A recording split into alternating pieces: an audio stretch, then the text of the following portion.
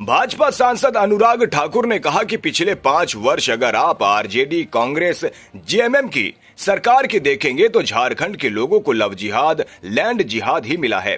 जन कल्याण के बजाय जिहाद कल्याण यहां पर चल रहा है और इसके कई उदाहरण यहां आपके सामने हैं। आदिवासी बहनों को बहला फुसलाकर उनके अधिकार मारे जा रहे हैं। झारखंड की जनता अपने आप को ठगा हुआ महसूस करती है। यहां पर जल, जंगल और जमीन का घोर भ्रष्टाचार हुआ है। इस लूट वाली सरकार को अब जनता खुली छूट नहीं देगी। झारखंड के युवाओं ने मन बना लिया है कि अब वे भाजपा के साथ चलेंगे। रिकॉर्ड पेपर लीक का काम हुआ। स्वयं सरकार ने माना कि 5 साल में मात्र 11,400 लोगों को ही नौकरी मिल पाई। झारखंड को बनाया भी भारतीय जनता पार्टी ने और संवारने का काम भी भारतीय जनता पार्टी करेगी। और पिछले 5 वर्ष अगर आप आरजेडी, कांग्रेस और झारखंड मुक्ति मोर्चा की सरकार के देखेंगे तो यह झारखंड के लोगों को लव जिहाद, लैंड जिहाद यही मिला है और इसके माध्यम से यहाँ की जनसंख्या और जमीन के संतुलन को बिगाड़ने का काम हो रहा है।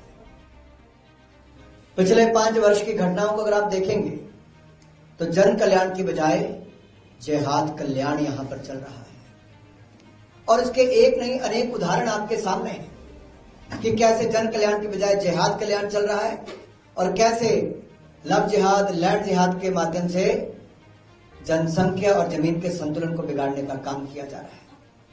आदिवासी बहनों को बहला फुसलाकर उनके अधिकार मारे जा रहे हैं और जो आज से 5 साल पहले बड़े बड़े वायदे किए गए थे वो सब वायदे औंधे मुंह गिरे हैं। झारखंड की जनता अपने आप को ठगा हुआ महसूस करती है और एक नहीं अनेक फ्रंट पर आरजेडी, कांग्रेस और जेएमएम ने झारखंड की जनता को ठगा है। यहां पर जल, जंगल और जमीन, इसमें घोर भ्रष्टाचार हुआ है।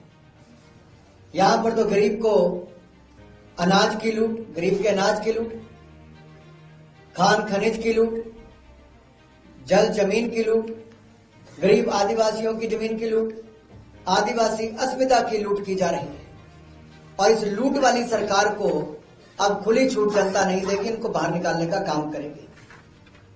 कहा जाता है जिस और जवानी चलती है और उस और जमाना चलता है और झारखंड के युवाओं ने मन बना लिया है कि वो भारतीय जनता पार्टी के साथ चलेगा, क्योंकि आज से 5 साल पहले कहा था कि हर साल 5 लाख नौकरियां ये कांग्रेस जेएमएम की सरकार देने की वायदा करती थी।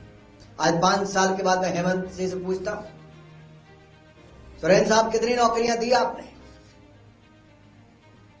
नौकरी तो दी नहीं, युवाओं की जान लेने का काम आपकी सरकार में हुआ। रिकॉर्ड पेपर लीक का काम हुआ। अरे आप पेपर लीक तो बंद नहीं करवा पाए, आपने इंटरनेट बंद करवा दिया।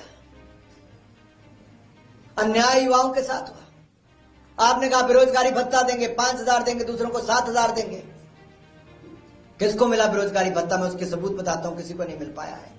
अगर आप देखेंगे, ये स्वयं सरकार ने माना है कि 5 साल में, आपको मैं दिखा देता हूं ऐसे थोड़ा, 5 साल में मात्र 11,422 लोगों को नौकरी मिल पाई, मात्र 11,422।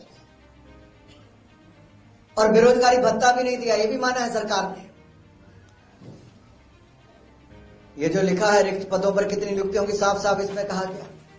फिर आगे और पूछा हमने ये भी पूछा कि आपने कहा था वृद्धा और विधवाओं को आप 2,500 रुपया देंगे और वंचित शोषित महिला को भी 2,500 रुपया देंगे। अस्वीकार्य कह दिया है आपकी सरकार ने। ये देखिए, इसके ऊपर पूरा आरटीआई में कहा गया है, साफ माना है सरकार ने। फिर कहा था आंगनवाड़ी वर्कर्स को, सेविकाओं को, सहायिका, रसोईया, अनुबंध कर्मियों को स्थायी नौकरी देंगे, वो भी अस्वीकार कर दिया है आपकी सरकार ने, साफ माना है। फिर उसके बाद कहा गया था 50% आरक्षण देंगे आप महिलाओं को सरकारी नौकरी में, 5% भी नहीं मिल पाया है। और ये मैं नहीं कह रहा, इनकी सरकार ने लिख के दिया है। और कब लिखा है? 31/7/2024 को। बहुत पुरानी बात नहीं है।